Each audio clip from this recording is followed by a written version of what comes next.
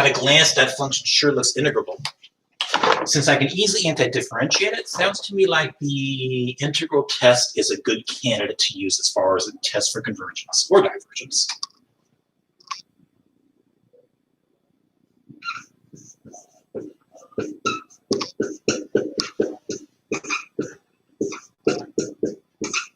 Oh, by the way, notice here in this example, I chose to start my series of 3, not 1. Perfectly legal. I can still use integral test.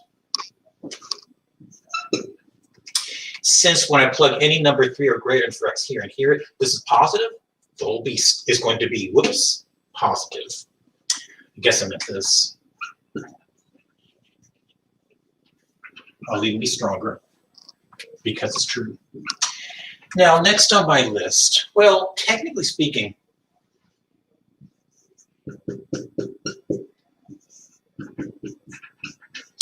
both these functions individually are continuous over the appropriate interval here. And so the product certainly is going to be continuous.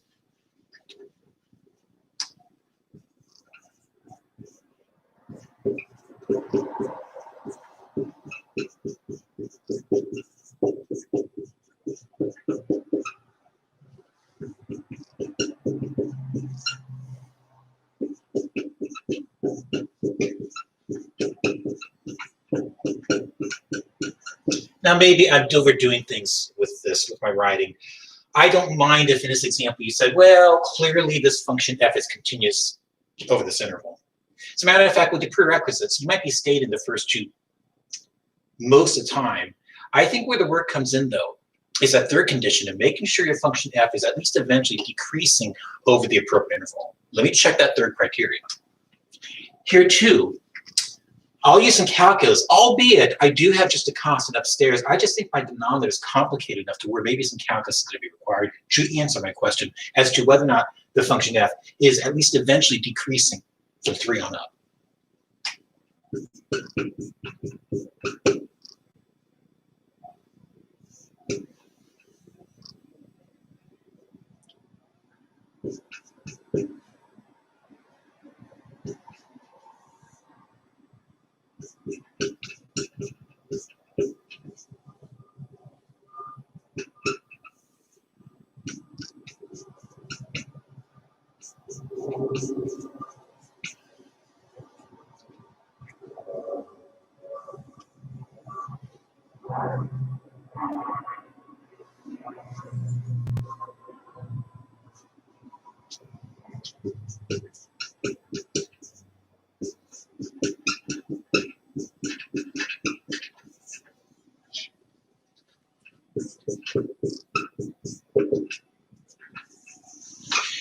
Looks to me like the only positive critical numbers are going to be 1 over e and 1. So why don't we look at the largest, since I'm only concerned with values of x described as such. Now, if I plug a number to the right of 1 like a billion in for x, positive, positive, clearly positive. So, oh my goodness, it is. I said that correctly. Positive, positive, positive. But with a negative sign up front, changes it to negative. That being the case, the original function is decreasing. So next on my list, so I indeed identified, or shall I say, I determined that my function f satisfies the first 3 criteria that are required prior to employing the integral test. Now, let me dive in and look at that corresponding improper integral.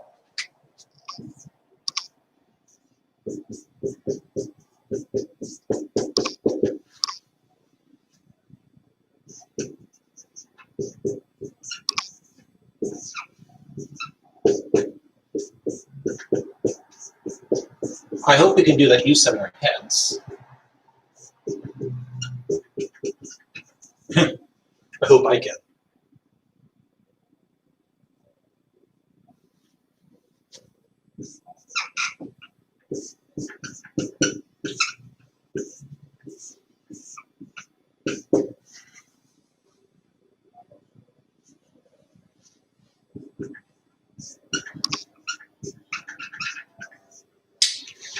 So that's positive. Don't need the absolute values, so I guess we're here.